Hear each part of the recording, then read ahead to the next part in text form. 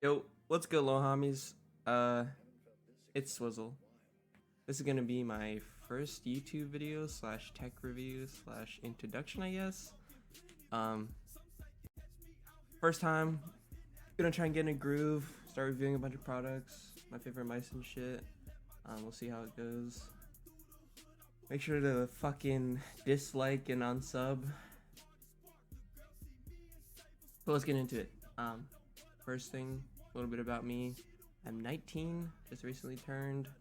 I'm currently working on a computer science degree while doing other projects on the side and internships and whatnot. But yeah, I don't know what else to say. That's me. Links to my Twitch and Twitter in the description. I do giveaways on my Discord, Twitter, and on stream sometimes. Because I just want to give back to people who don't really have good mouse. You feel me?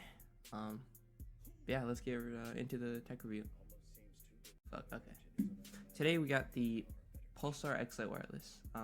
This is a $80 wireless mouse, just released a couple months ago, I think. It's on Amazon, on their website. A couple other distributors have it, but $80, really good value. It has just light overview of the specs. KLGM 8.0 switches. It has a 3370 sensor, and it is approximately the EC1 Zowie shape. First thing I want to talk about is shape, because to me, I believe personally, shape is like 75% of what makes a mouse good. If you have a really good mouse with hella good features, but it's a shitty shape for you, I would not recommend it. Yeah, this is, like I said, the EC1 shape. Not quite as big, but not quite as small as EC2, so it's like right in between there. I don't have my EC2 on me right now, but I would say the hump is a little higher than that, and I don't have an EC1 to compare it to, so yeah. But for me, I've been rocking with ergonomic shapes as of recent. I feel like I aim better. It's just way more comfortable trying to move my arm around with it. But like I said, shape is pretty much what makes a mouse. So if you have anything close to this shape and you don't like it, I honestly wouldn't even bother. Let's move on to the clicks. The clicks, like I said, GM 8.0 switches. The implementation is pretty good. Not quite as good as like a XL1R or like the Origin 1X. I really like those. But this one's still pretty good.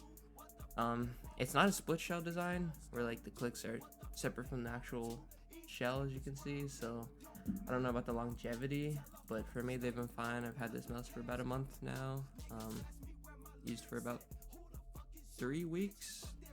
Yeah, pretty much the whole month I used it for the whole time. Mained it. Clicks feel pretty much the same as they did out of the box, so can't really complain there.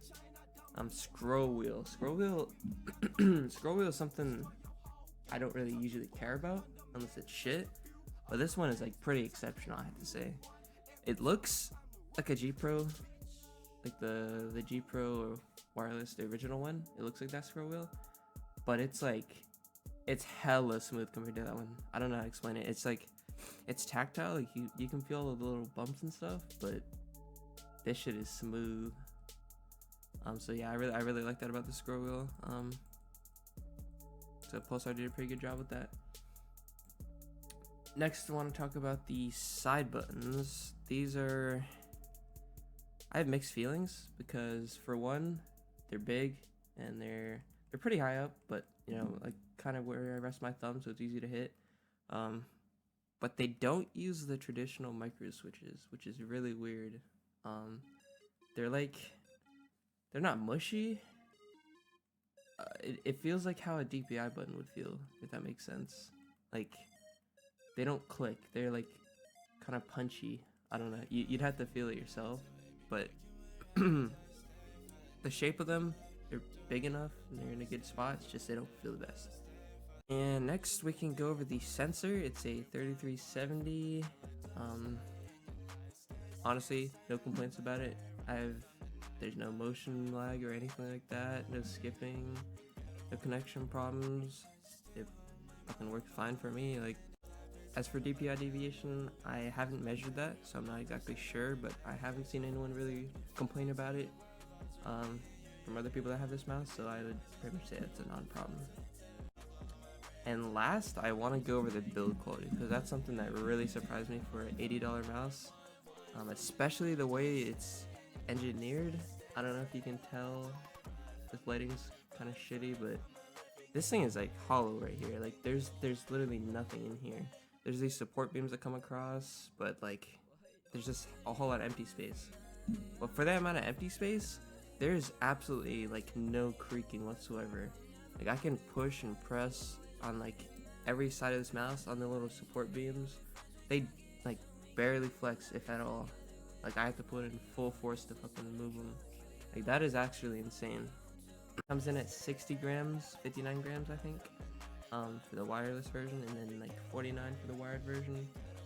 Can't recommend the wired version because it uses different switches, and those are pretty bad. I returned my copy because they were so bad. 80 bucks, Pulsar Xlite Wireless. Definitely recommend this mouse. This is in my top 3 mice at the moment. The next mouse I'm going to be reviewing is the SteelSeries Aerox 3 Wireless Ghosted Edition. I have a video on that hopefully this week, maybe next week. I'm not exactly sure yet. So yeah, thanks for watching. Let me know in the comments if I could do this a little better. I'm always open to improvement. I'm always open to receive feedback. I'd appreciate all that. But yeah, thanks for watching. Peace.